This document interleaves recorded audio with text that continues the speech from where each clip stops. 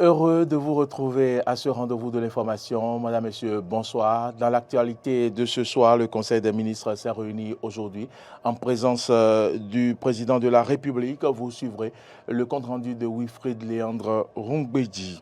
Le secrétaire général de l'Organisation des pays producteurs du pétrole africain, APO, était en audience hier au cabinet du ministre de l'Eau et des Mines. Le point de cette visite est à suivre dans ce journal. Au Cameroun, les locaux de l'homme d'affaires Jean-Pierre Amougou Belinga, perquisitionnés hier par les enquêteurs. Cette descente de la police s'inscrit dans le cadre des investigations ordonnées par le président Paul Biya après l'assassinat de Martinez Zogo. Voilà pour le sommaire, le développement, c'est maintenant.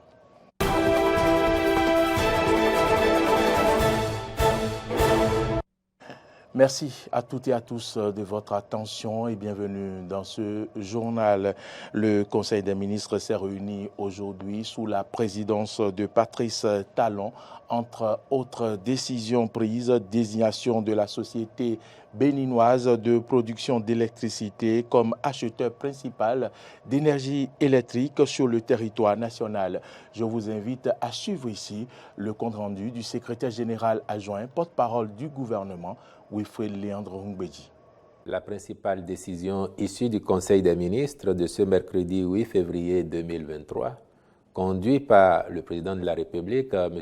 Patrice Talon, est relative aux mesures normatives. Elle porte sur la désignation de la Société béninoise de production d'électricité, SBPE, comme acheteur principal d'énergie électrique sur le territoire de la République du Bénin.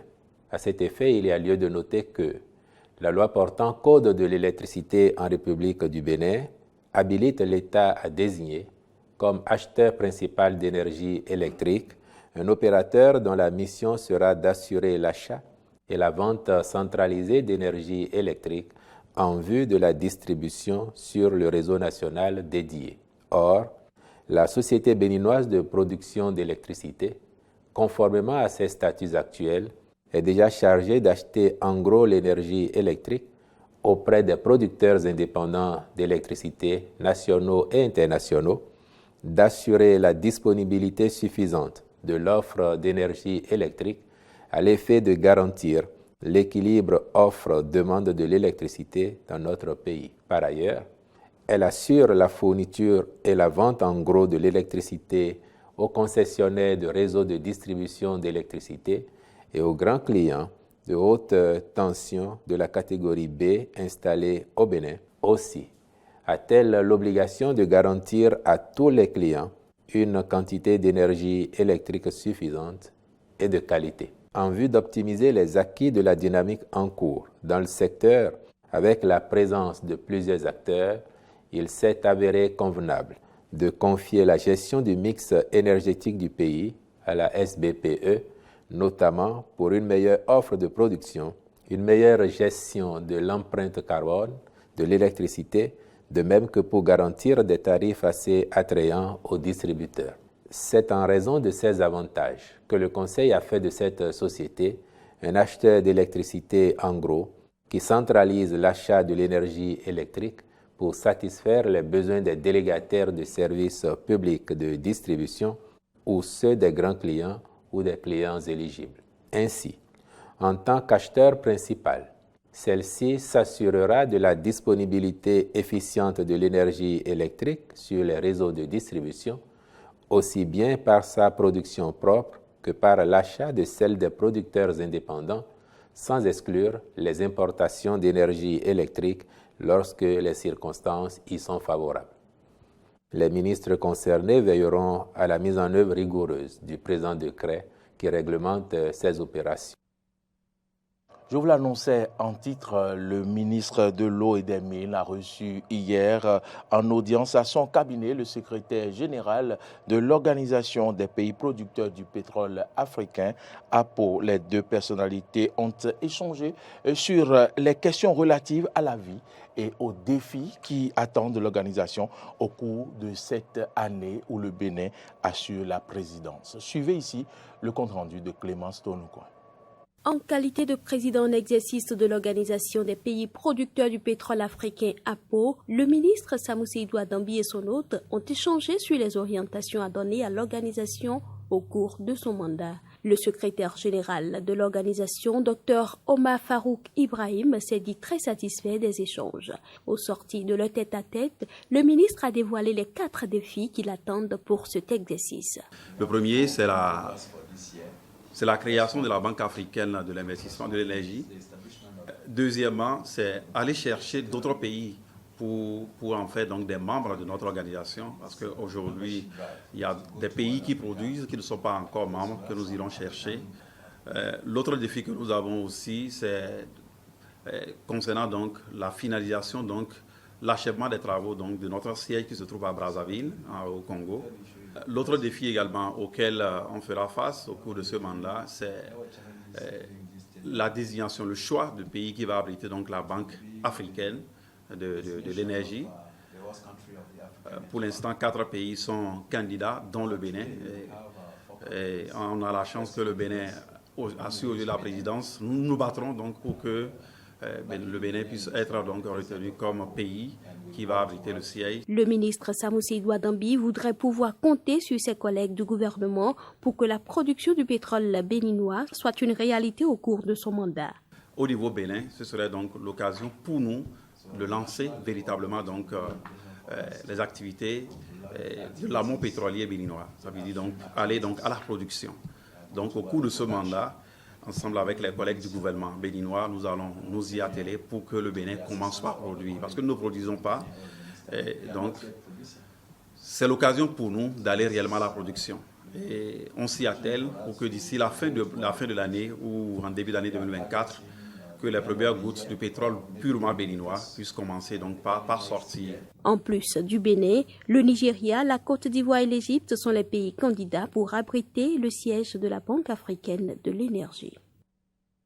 Et puis, en bref, rebondissement dans le dossier qu'il convient désormais d'appeler drame de Dassa de sources concordantes. Le directeur général de la compagnie Baobab Express Shalom, Peguiel Huimavo, et certains de ses collaborateurs ont été déposés en prison. Ils étaient gardés à vue suite à l'accident mortel dans lequel l'un des bus de la compagnie était impliqué le dimanche 29 janvier. On ne sait pas encore ce qui est concrètement reproché aux intéressés.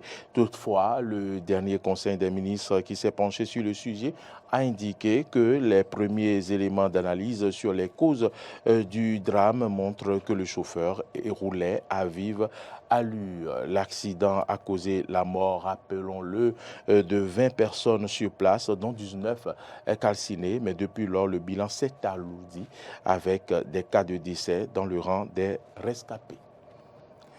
Cette édition se poursuit en page Nation. Les bâtiments des résidences universitaires du campus d'Abomey-Calavi bénéficient depuis quelques semaines des travaux de réfection. Ceci fait suite à la diffusion d'un reportage de nos confrères de Reporters Bénémonde dans lequel les étudiants ont dénoncé l'état d'insalubrité dans lequel végétaient ces bâtiments. Réactivité du cours ou coïncidence, c'est un reportage de Carnot François Ngwederinton.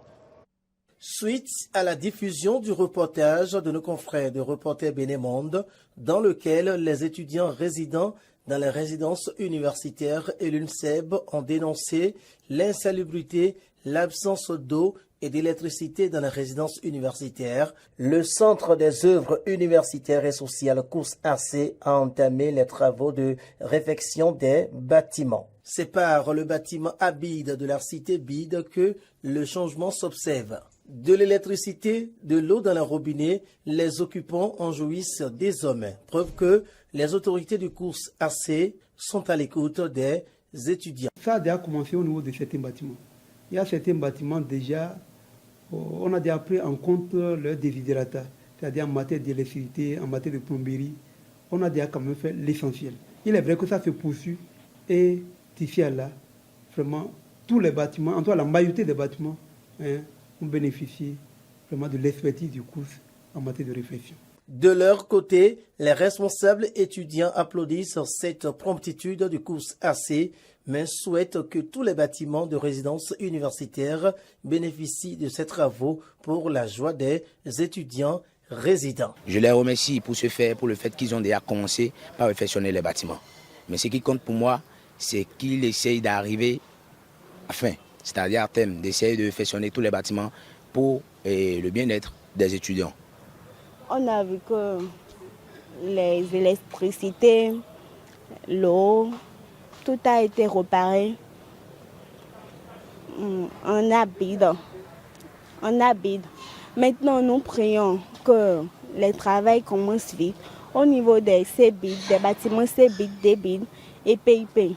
Car je crois que c'est plus là-bas qu'il y a plus de problèmes qu'ici. Le directeur adjoint du COUS-AC n'est pas resté en marge des appels également. Je voudrais inviter les étudiants au civisme parce qu'il y a certains qui emportent les robinets, alors que les robinets, c'est un bien public. Certains qui peuvent emporter même encore les lampes. Je pense qu'ils n'ont pas, c'est ce que je dis. Le coup va mettre tout ça à disposition des étudiants, mais 3 jours après, ce sera encore emporté.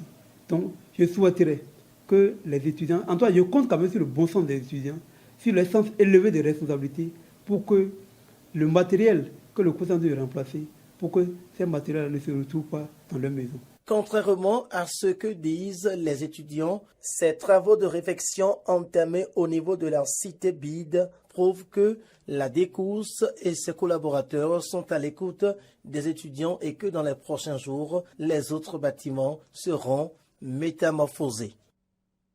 Hors du Bénin à présent, dans le cadre des investigations ordonnées par le président Paul Biya après l'assassinat de l'animateur de radio Martinez Zogo, les enquêteurs ont procédé hier à des perquisitions chez l'homme d'affaires Jean-Pierre Amougou Belinga. Son nom revenait souvent dans les dénonciations que faisait Martinez Zogo dans sa quotidienne émission Embouteillage, très écouté à Yaoundé, quand il parlait de corruption et de détournement de fonds. Son nom figure aussi dans une déposition attribuée à un membre des renseignements qui aurait reconnu avoir participé au meurtre de Martinez Zogo.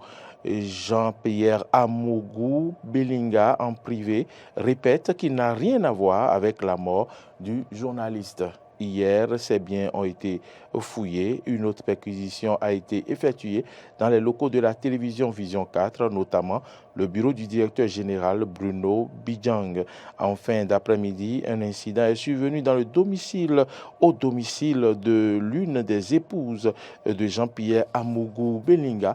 L'équipe d'enquêteurs qui s'y est rendue s'est heurtée bien sûr à son refus. Elle exigeait la présentation d'un mandat dont il ne disposait pas.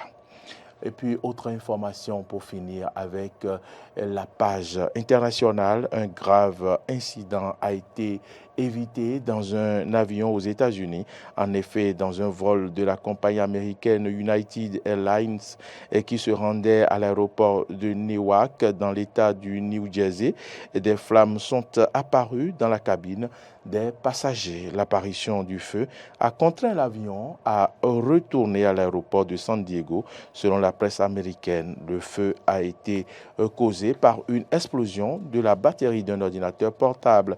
Pour empêcher le feu de se propager, 4 agents à bord sont intervenus pour l'éteindre à l'aide d'extincteurs qui se trouvaient dans cet appareil.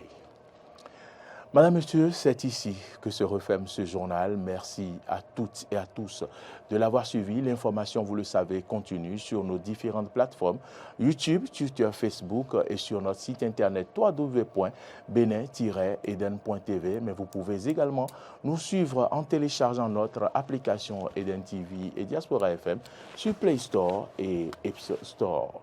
Merci de votre fidélité. Bonsoir.